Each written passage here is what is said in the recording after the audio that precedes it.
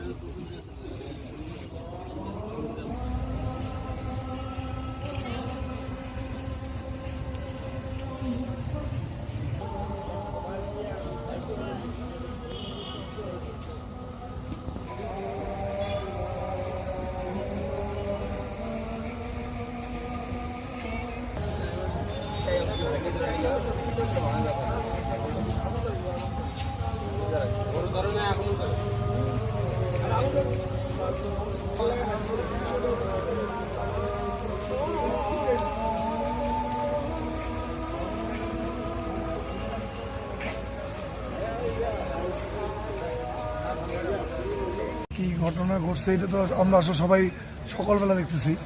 মূলত বিষয়টা হলো আসলে উগ্রবাদদের একটা অবস্থান মনে হচ্ছে। এটা আসলে হঠাৎ করে এটা পুরাতন একটা, এটা আমাদের সত্যপীর মাজার, এটা পুরাতন আমাদের আসলে কতদিন আগে তার আগে জায়গায় আসছিল আমরা আসলে নিজেরাই বলতে পারি না। আমরা প্রজন্ম পর প্রজন্ম এটা আছি। আসলে হঠাৎ করেই কালকে রাতের 1:15 দিকে আমিও আগুনের দেখছি জ্বলছে, আমাকে একজন বলছে পাশে।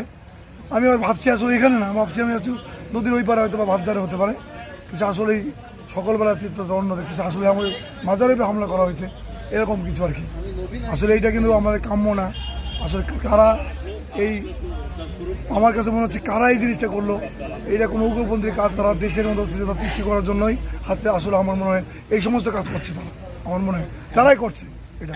তাই এদিকে আমরা চাচ্ছি যারা এদেরকে মানে যেভাবে মানে এদেরকে মানে তদন্ত সাপেক্ষে আইডেন্টিফাই করে এদেরকে আইনে আনার দরকার, এবং কি যারা এর সাথে জড়িত তাদেরকে অবশ্যই আইনে আনে, তাদের বিচার আনা দরকার। আমি এটা মনে করি যেটা কোনো কাম্য না।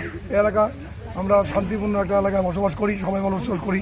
এই জায়গাতে এমন একটা ঘটনা ঘটছে, আমরা সকালে ফজর নামাজের পরে, ফজর নামাজে আসার পরে অনেকজনে আমরা এলাকাবাসী নামাজে আসছে, তখনই দেখছি এই অবস্থা।